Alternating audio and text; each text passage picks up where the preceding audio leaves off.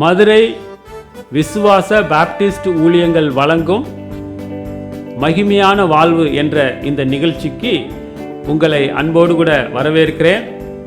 நீங்கள் தொடர்ந்து இந்த நிகழ்ச்சியை பார்த்து ஆசீர்வதிக்கப்படுகிறதை கேட்டு நான் மிகவும் சந்தோஷப்படுகிறேன். தொடர்ந்து இந்த நிகழ்ச்சியிலே பங்கு கொள்ளும்படியாக உங்களை அன்பாய் வேண்டுகிறேன். நீங்கள் மாத்திரமல்ல, உங்களுடைய குடும்பத்தாருக்கும் உங்களுடைய நண்பர்களுக்கும் இந்த நிகழ்ச்சியை அறிமுகப்படுத்தி அவர்களும் இந்த நிகழ்ச்சியை காணும்படியாக உங்களை வேண்டுகிறேன். கடந்த நாட்களிலே நாம் யாக்கோபு என்கிற அந்த நிருபத்திலிருந்து படித்து வருகிறோம். நிச்சயமாக அந்த காரியங்கள் ஆசீர்வாதமாக இருந்திருக்கும். இந்த நாளிலே பாவ சோதனையை குறித்து உங்களோடு கூட பகிர்ந்து கொள்ள விரும்புகிறேன். எங்களோடு கூட இணைந்து தேவனுடைய நாமத்தை மகிமைப்படுத்தும்படியாக உங்களை வேண்டுகிறேன்.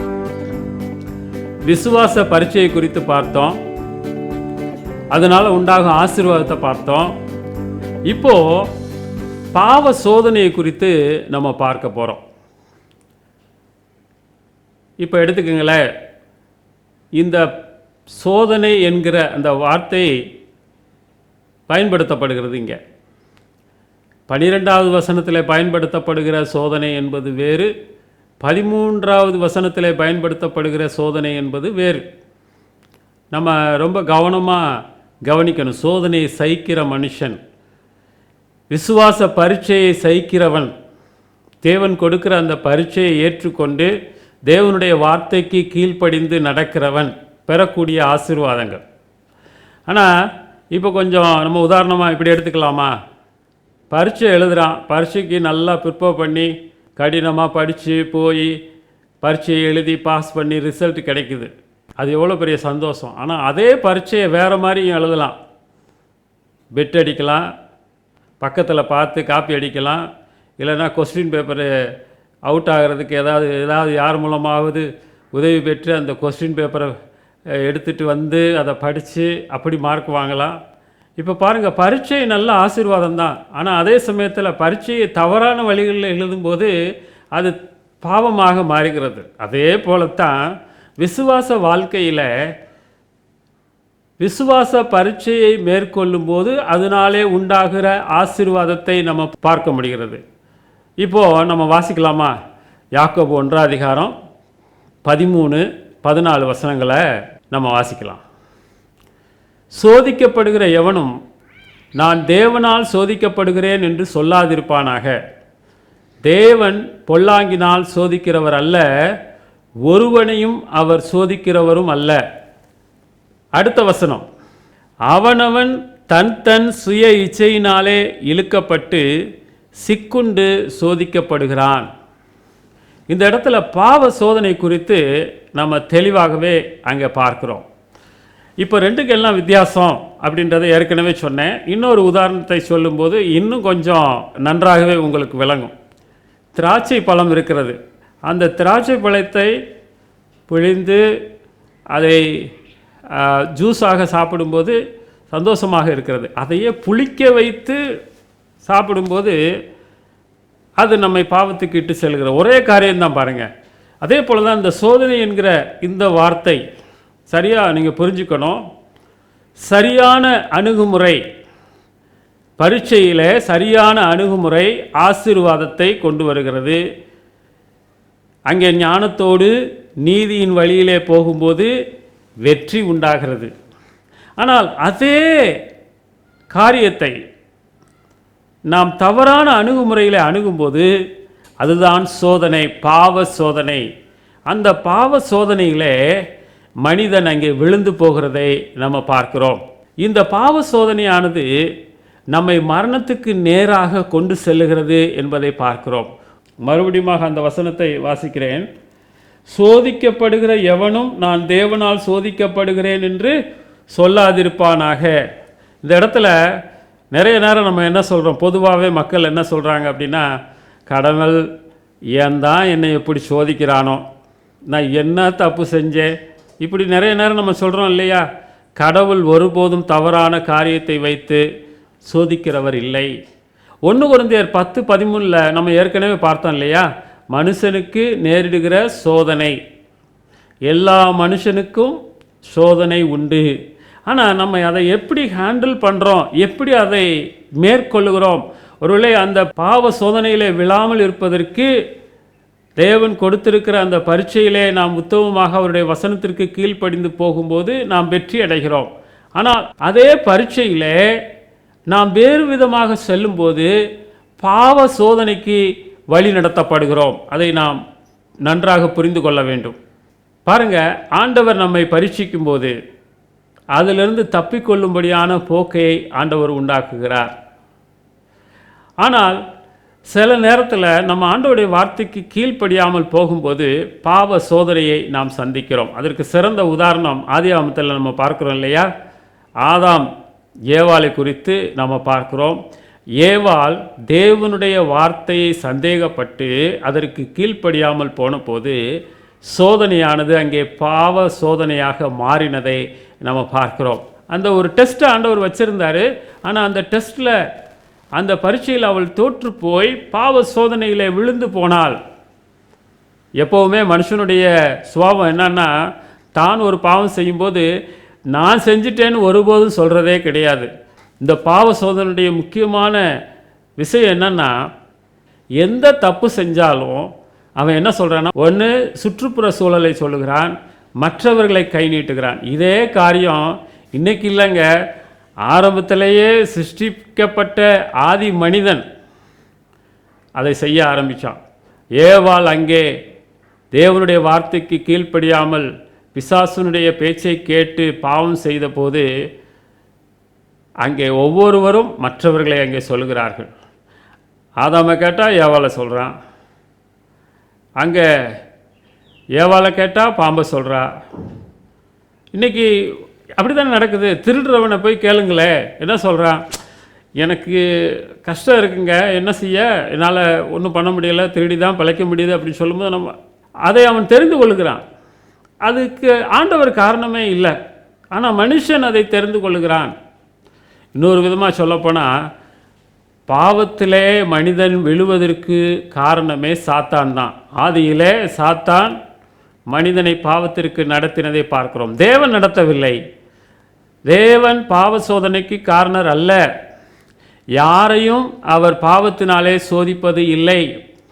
இன்னொரு விதமாக சொல்லப்போனால், நாம் பாவத்திலே சோதிக்கப்படுவதற்கு தேவன் நேரடியாகவோ மறைமுகமாகவோ காரணர் இல்லை என்பதை நாம் நன்றாக புரிந்து கொள்ள வேண்டும். அந்த 13வது வசனத்தில் தீமையின் தன்மையை குறித்து அங்கே பார்க்கிறோம். அங்கே கவனிக்க வேண்டிய மிக முக்கியமான ஒரு காரியம், தேவன் தீமைக்கு விலகினவர், பாவத்திற்கு விலகினவர். ஆகவே அவரால் பாவத்தினாலே ஒரு மனிதனை சோதிக்கப் போவதில்லை, சோதிப்பதும் இல்லை. தீமையும் அல்லது பாவமும் தேவனும் ஒருவரை ஒருவர் சந்திப்பதில்லை. அதை நம்ம நன்றாக புரிந்து கொள்ள வேண்டும். எப்படின்னு கேட்குறீங்களா? 17வது வசனத்துக்கு வரீங்களா? யாக்கோபு 1:17, நன்மையான எந்த ஈவும் பூரணமான எந்த வரமும் பரத்திலிருந்து உண்டாகி சோதிகளின் பிதாவினிடத்திலிருந்து இறங்கி வருகிறது. அவரிடத்தில் யாதொரு மாறுதலும் யாதொரு வேற்றுமையின் நிழலும் இல்லை. இங்கே பார்த்தீங்கன்னா, நன்மையான ஈவு பூர்ணமான வரம் மேலிருந்து தான் வருகிறது, தேவனிடத்திலிருந்து இறங்கி வருகிறது. அவரிடத்தில் வித்தியாசம் இல்லை.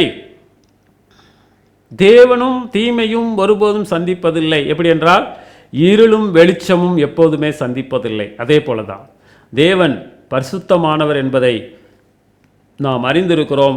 1 பேதுரு 1:16 சொல்லுகிறது, நான் பரிசுத்தர் ஆகையால் நீங்களும் பரிசுத்தராய் இருங்கள் என்று எழுதியிருக்கிறதே.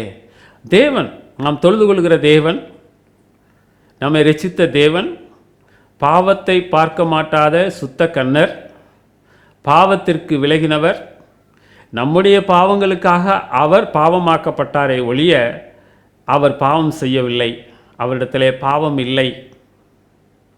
ஆக பாவ சோதனையில் விழுவதற்கும் அவர் காரணம் இல்லை என்பதை நாம் தெளிவாக புரிந்து கொள்ள வேண்டும். சில உதாரணங்களை உங்களோடு கூட நான் பகிர்ந்து கொள்ளும்போது இன்னும் கொஞ்சம் நன்றாகவே விளங்கும். இப்போ பாருங்கள், 2 பேரை எடுத்துக்குவோம். வேதத்தில் யோபுவை பார்க்குறோம், தாவீதை பார்க்குறோம். 2 பேருக்குமே சோதனை ஏற்பட்டது. சோதனை ஏற்பட்டது. யோபுடைய வாழ்க்கையில் சாத்தான் அங்கே வந்து யோபுவை சோதிக்கிறான். அப்படி சோதித்த போது அவன் ஒருபோதும் சாத்தானுக்கு இடம் கொடுக்கவில்லை. தேவனை முழுமையாக நம்பி விசுவாசித்து தேவனுடைய வழியிலே போனான். அதனால அவன் வெற்றியை பெற்று ஆசீர்வாதங்களை அடைந்தான். அதே சமயத்தில் தாவீதை எடுத்துக்கங்க. அங்கே என்ன சொல்லப்பட்டிருக்கிறது? தாவீது இஸ்ரேல் மக்களை தொகையிட யார் காரணமாக இருந்தது? ஆண்டவரா? அங்கே சொல்லப்பட்டிருக்கிறது, சாத்தான் அவன் இருதயத்தை ஏவினான். தாவீது சாத்தானால் ஏவப்பட்டான். ரொம்ப நம்ம கவனமாக இருக்கணுங்க. பாவ சோதனையில் விழுவதற்கு ஆண்டவர் ஒருபோதும் நம்மை ஏவுவதில்லை. சாத்தான் தான் நம்மை ஏவுகிறான். பல சூழ்நிலைகளை நமக்கு கொடுக்குறான். பலவிதமான காரியங்களை கொடுத்து எப்படியாவது நம்மை கிறிஸ்துவை விட்டு பிரிப்பது தான் அவருடைய நோக்கம். அதனால தான் ஆண்டவர் அவர் சொல்லிக் கொடுத்த ஜெபத்தில் இப்படி சொல்கிறாரு, சோதனைக்கு உட்பட பண்ணாமல் தீமை நின்று எங்களை ரட்சித்து கொள்ளும். அவர் சொல்லிக் கொடுத்த அந்த ஜெபத்தில் நம்ம பார்க்கிறோம், சோதனைக்கு உட்பட பண்ணாமல் தீமை நின்று ரட்சித்து கொள்ளும். ஒருவேளை நம்முடைய வாழ்க்கையில் நம்ம பாவ சோதனையில் விழுவதற்கு மிக முக்கியமான ஒரு காரியம் நம்முடைய தன்மை, மனித தன்மை, பாவ சுபாவம் தான் நம்மை பாவத்திலே இழுத்து கொண்டு போகிறது. நமக்குள்ளே இருக்கிற அந்த பாவ சுபாவம் கர்த்தரிடத்தில் அது இல்லை, ஆனால் நமக்குள்ளே அது இருக்கிறது. ஆதாமின் மூலமாக அந்த பாவ சுபாவத்தை நாம் பெற்றிருக்கிறோம். பாருங்கள், அங்கே சொல்லப்பட்டிருக்கிறது யாக்கோபு 1:14, அவனவன் தன் சுய இச்சையினால் இழுக்கப்பட்டு சிக்குண்டு சோதிக்கப்படுகிறான். இங்கே பார்த்தீங்கன்னு சொன்னால் அவனுடைய இச்சை, சுய இச்சை அவனை பாவத்திற்கு நேராக இழுக்கிறது. அவன் சிக்கிக் கொள்ளுகிறான். ஆசை அவனை இழுக்கிறது. இங்கே பார்த்தீங்கன்னா இழுக்கப்பட்டு சிக்குண்டு என்று 2 வார்த்தைகளை நம்ம பயன்படுத்துகிறோம். இழுக்கப்பட்டு என்று சொன்னால் வேட்டைக்கு ஒரு பொறியை வைக்கிறான். பொறியை வைக்கும்போது, வலையை வைக்கும்போது அந்த விலங்கானது இங்கே ஈர்க்கப்படுகிறதுக்கு ஏதோ ஒரு காரியம் அங்கே இருக்குது. அதை பார்த்து, அந்த பொறியை பார்த்து அது வருகிறது. வந்த உடனே அங்கே மாட்டிக்கிறது. இழுக்கப்பட்டு அது ஒரு ஆசை. எலிக்கு தேங்காய் சில்லு வச்சு எலி பொறி வைக்கும்போது அந்த தேங்காய் சில்லை சாப்பிட்றதுக்காக எலி வரும்போது என்ன ஆகுது? அந்த பொறியில் மாட்டிக்கிறது. இது மாதிரி தான் மிருகங்களை பிடிக்கும்போது வலை வைத்து அங்கே பிடிக்கிறார்கள், நம்ம பார்க்குறோம். அது ஏதோ ஒரு காரியம் அங்கே இருக்குது, அதை இழுத்துட்டு வந்துடுது ஆசை.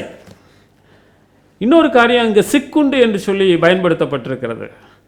அங்கே மீன் பிடிக்கப்படும் போது வலைகளிலே மீனானது சிக்கிக்கொள்கிறது, தூண்டிலினாலே அது பிடிக்கப்படுகிறது. அங்கே பார்த்தீங்கன்னா தூண்டிலே மாற்றப்பட்டிருக்கிற ஒரு உணவுப் பொருளினாலே அது மாட்டிக்கொள்கிறதை நாம் பார்க்கிறோம். இழுக்கப்பட்டு சிக்குண்டு சோதிக்கப்படுகிறான். இப்போ பாவம் எப்பவுமே வசீகரமானது. அது கொஞ்ச நேரம் இன்பத்தை கொடுக்கக்கூடியது. ஆனால் அதை பார்த்து நாம் செல்லும்போது அங்கே பாவ சோதனைகளிலே நாம் விழுந்து விடுகிறோம். இச்சை நமக்குள்ளே இருக்கும்போது, பாவ சுபாவம் நமக்குள்ளே இருக்கும்போது, இச்சை நமக்குள்ளே இருக்கும்போது, தேவ காரியங்களை விட இந்த உலக காரியங்களை அந்த இச்சையானது விரும்புகிறது. ஏன்னா நமக்குள்ள பாவத்தன்மை இருக்கிறது. இதைத்தான் ரோமர் 7:17 நம்ம பார்க்கிறோம். ஆதலால் நானல்ல, எனக்குள் வாசமாயிருக்கிற பாவமே அப்படி செய்கிறது. நமக்குள்ளே வாசமாயிருக்கிற பாவம், அந்த சுபாவம். இன்னொரு வசனத்தில் பார்க்கிறோம், எரேமியா 17:9, எல்லாவற்றை பார்க்கிலும் இருதயமே திருக்குள்ளதும் மகா கேடுள்ளதுமாய் இருக்கிறது, அதை அறியத்தக்கவன் யார்? நம்முடைய இருதயம் கேடுள்ளது, மனிதனுடைய இருதயம் கேடுள்ளது என்று சொல்லி பார்க்கிறோம். நன்மையை விட தீமையில சிக்குண்டு போக வாய்ப்பு இருக்கிறது. பாருங்க, 2 பேதுரு 1:4 இச்சையினால் உலகத்தில் உண்டான கேட்டுக்கு தப்பி திவ்ய சுபாவத்திற்கு பங்குள்ளவர்களாகும் பொருட்டு மகா மேன்மையும் அருமையுமான வாக்குத்தத்தங்களும் அவைகளினாலே நமக்கு அளிக்கப்பட்டிருக்கிறது. இந்த உலகத்தில் உண்டாயிருக்கிற அந்த கேட்டுக்கு, அந்த பாவத்திற்கு தப்பி திவ்ய சுபாவத்திற்கு பங்குள்ளவர்களாகும் பொருட்டு ஆண்டவர் நமக்கு அருமையான ரட்சிப்பை அங்கே கொடுத்திருக்கிறார். ஆனாலும் அங்கே நம்மை பாவமானது வசீகரிக்கிறது, இழுக்கிறது. பாருங்க, இந்த பாவ சோதனையில் விழுகிற அந்த காரியத்தை குறித்து நம்ம பார்க்கும்போது ஒவ்வொருவருக்கும் ஒவ்வொரு விதமான ஒரு இழுப்பு இருக்கிறது. நம்ம கவனிக்கணும். அந்த இச்சை ஒருத்தருக்கு பணத்தின் மேலே, ஒருத்தருக்கு அதிகாரத்தின் மேலே, ஒருத்தருக்கு அங்கே தவறான உறவின் மேலே, இவ்விதமான தவறான காரியங்கள் ஒவ்வொருவருக்கும் வித்தியாசமாக அங்கே இருக்கிறது. அங்கே சில வலைகளை வைக்கும்போது மிருகங்களுக்கு வித்தியாசமாக, மீனுக்கு வித்தியாசமாக இருப்பது போல அங்கே மனிதனுக்கு மனிதன் அந்த சோதனையானது வேறுபடுகிறது. பாருங்கள், அந்த சோதனையினாலே உண்டாகிற காரியங்களை நம்ம பார்க்கும்போது அந்த இச்சையினுடைய வெளிப்பாடை குறித்து நம்ம தொடர்ந்து வாசிக்கிறோம். யாக்கோபு 1:15-16 அந்த மாமிச இச்சை, அதை தான் நம்ம மாமிச இச்சை என்று சொல்லுகிறோம். அது அங்கே பாருங்கள், பின்பு இச்சையானது கற்பந்தரித்து பாவத்தை பிறப்பிக்கும், பாவம் பூரணமாகும்போது மரணத்தை பிறப்பிக்கும்.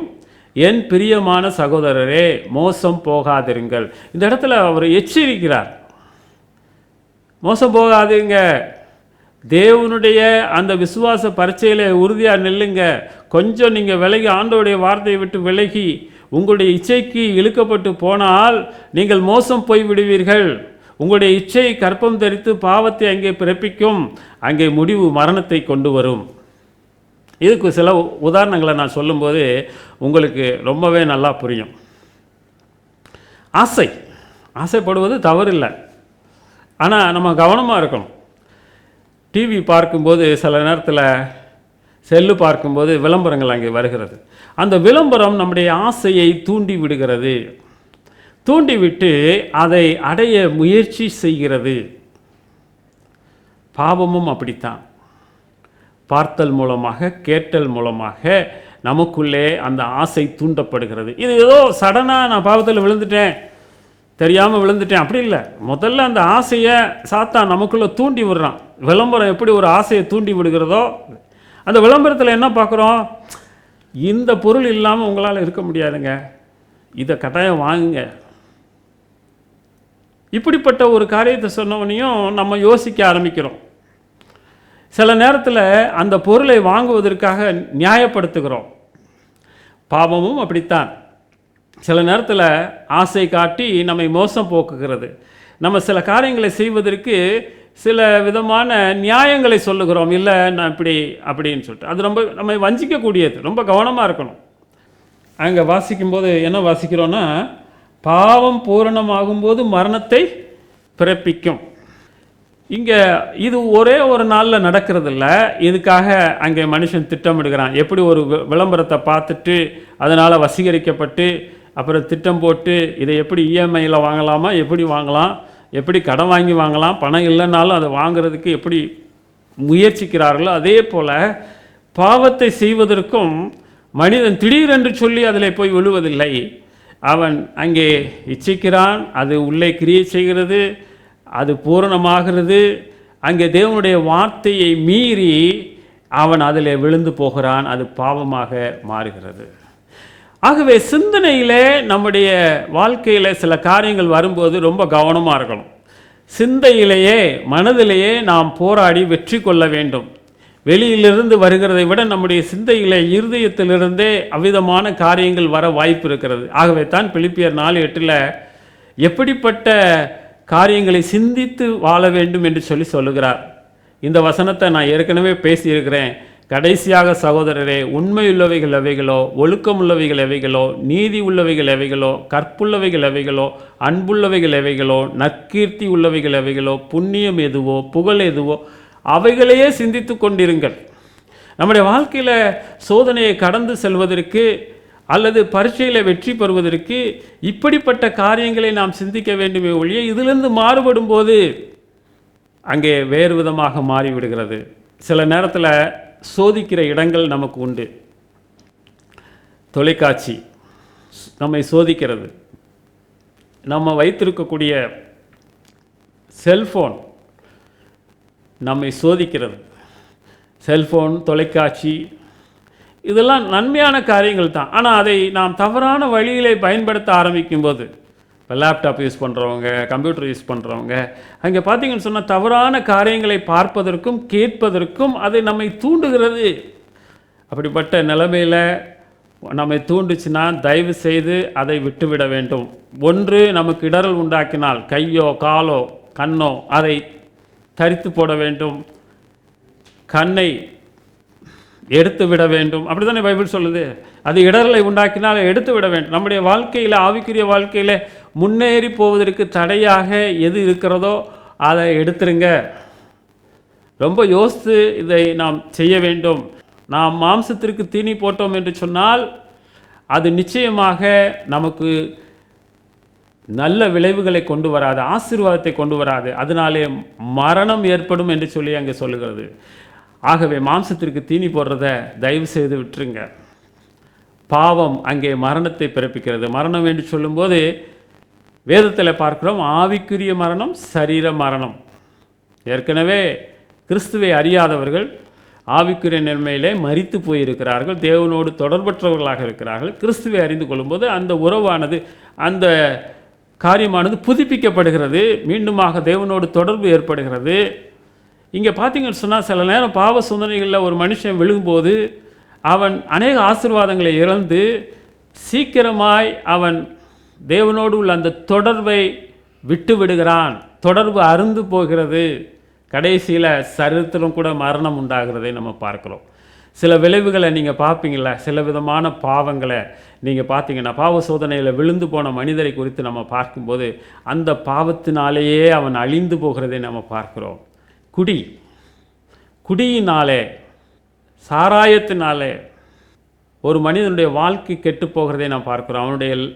அவனுடைய உள்ளுறுப்புகளெல்லாம் அங்கே கெட்டு போய் சீக்கிரமாக மரணத்தை அங்கே தழுவுகிறதை நாம் பார்க்கிறோம். தவறான ஒரு உறவினாலே, தவறான சில பழக்க வழக்கத்தினாலே அவனுடைய சரீரம் நாளுக்கு நாள் அழிந்து போகிறதை நம்ம பார்க்கிறோம். அதனால தான் யாக்கோபு இங்கே எச்சரிக்கிறார் 16வது வசனத்தில், மோசம் போகாதீங்க, ஏமாந்து போயிடாதீங்க. இது யாருக்குங்க? உலக மக்களுக்கல்ல, தேவனை பின்பற்றுகிற அவருடைய வழியிலே சென்று கொண்டிருக்கிற மக்களுக்குத்தான் அவர் பேசுகிறார்.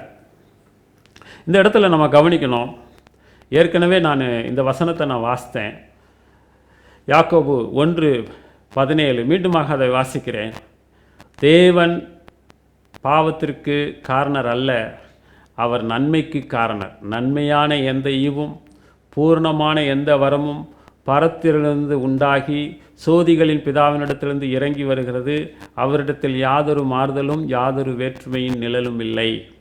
தேவனிடத்தில் பாவம் இல்லை. எல்லா நன்மைக்கும் அவர் காரணராயிருக்கிறார். தேவனிடத்தில் இருள் இல்லை, அவர் எப்போதும் வெளிச்சமாக இருக்கிறார்.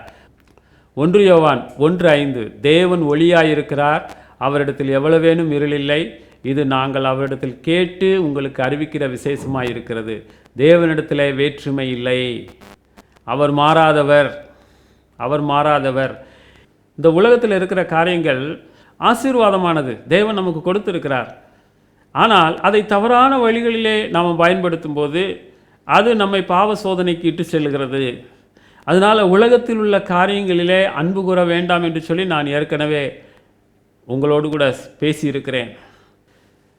தேவனிடத்தில் வேற்றுமை இல்லை, அவர் மாறாதவர். இந்த நாளிலும் கூட தேவனை நாம் சார்ந்து கொள்ளுவோம். தேவன் சில நேரத்தில் நமக்கு கொடுக்கக்கூடிய சில பாதைகள் கடினமாக இருக்கிறது. அது நம்மை பரீட்சிக்கும்படியாக தேவன் கொடுத்திருக்கிறார். அந்த காரியத்தில் கவனமாயிருந்து வெற்றி கொள்ளும் போது நமக்கு ஆசீர்வாதம். ஆனால் அதை மீறி போகும்போது நம்முடைய வாழ்க்கையிலே பாவ சோதனையிலே விழுந்து நம்முடைய வாழ்க்கையை கெடுத்து போடுகிறோம். அதனாலே நமக்கு எந்த விதமான ஆசீர்வாதமும் இல்லை. அது நம்முடைய ஆவிக்குரிய வாழ்க்கையை கெடுத்து போடுகிறது, தேவனுடைய ஆசீர்வாதங்களை கெடுத்து போடுகிறது. நம்மை அது மரணத்துக்கு நேராக, சில நேரம் சரீர மரணத்துக்கு நேராக இட்டு செல்லுகிறது. தேவன் அதற்காக நம்மை அழைக்கவில்லை. இந்த நேரத்தில் உங்களுடைய வாழ்க்கையில் எப்படின்னு சொல்லி எனக்கு தெரியாது, ஆனால் உங்களுடைய வாழ்க்கையில் கிறிஸ்துவிடம் வாருங்கள். நீங்கள் எப்படிப்பட்ட காரியத்தில் சிக்குண்டு இருந்தாலும் தேவன் உங்களை விடுவிக்க ஆயத்தமாக இருக்கிறார். எனக்கு அன்பானவர்களே, பாவ சோதனை குறித்து நாம் பார்த்தோம். நாம் அநேக நேரம் பாவம் செய்து தேவனுடைய வழியை விட்டு போவதற்கு ஆண்டவர் காரணம் அல்ல. ஒருவேளை இப்போதும் உங்களுடைய வாழ்க்கை எப்படி இருக்கிறது என்பது எனக்கு தெரியாது. ஆண்டவர் அதை நன்றாக அறிந்திருக்கிறார். தேவன் உங்களோடு கூட பேசி கொண்டிருக்கிறார். இப்போதும் கூட ஆண்டவர் உங்களோடு கூட பேசியிருக்கிறார். நீங்கள் யோசித்து பாருங்கள், எவ்விதமான பாவத்தில் நீங்கள் சிக்குண்டு இருக்கிறீர்கள், எதனாலே நீங்கள் இழுக்கப்பட்டு இருக்கிறீர்கள். தயவு செய்து ஆண்டவரிடத்தில் உதவி கேளுங்கள். அதிலிருந்து வெளியே வருவதற்காக நீங்கள் முயற்சி செய்யுங்கள். ஆண்டவருடைய உதவியை நாடுங்கள். நிச்சயமாக ஆண்டவர் உங்களுக்கு உதவி செய்வார். நீங்கள் பாவ சோதனைகளை தொடர்ந்து இருக்கும்போது அது பின் விளைவுகளை கொண்டு வருகிறது. எப்படி பரீட்சை நமக்கு ஆசீர்வாதத்தை கொண்டு வருகிறதோ, தேவனுடைய வார்த்தைக்கு கீழ்ப்படிந்து நாம் பொறுமையாக போகும்போது அதனாலே சந்தோஷமும் மகிழ்ச்சியும் நிறைவும் வருகிறதோ, அதே போல ரட்சிக்கப்பட்ட தேவனுடைய பிள்ளைகள் பாவத்திலே தொடர்ந்து வாழும்போது அல்லது பாவத்திலே வீழ்ந்து அதிலிருந்து வெளியே வராமல் இருக்கும்போது அதனாலே அநேக நன்மைகளை நாம் இழந்து போகிறோம். இந்த உலகத்திலே தேவனுக்காக வாழ நாம் தீர்மானித்து இருக்கிறோம். ரொம்ப நலமான காரியம். இப்போ நம்முடைய முக்கியமான காரியம் தேவன் சொல்லுவதை கேட்பதா, சாத்தான் சொல்வதை கேட்பதா? இதில் தான் நம்ம வேறுபடுகிறோம்.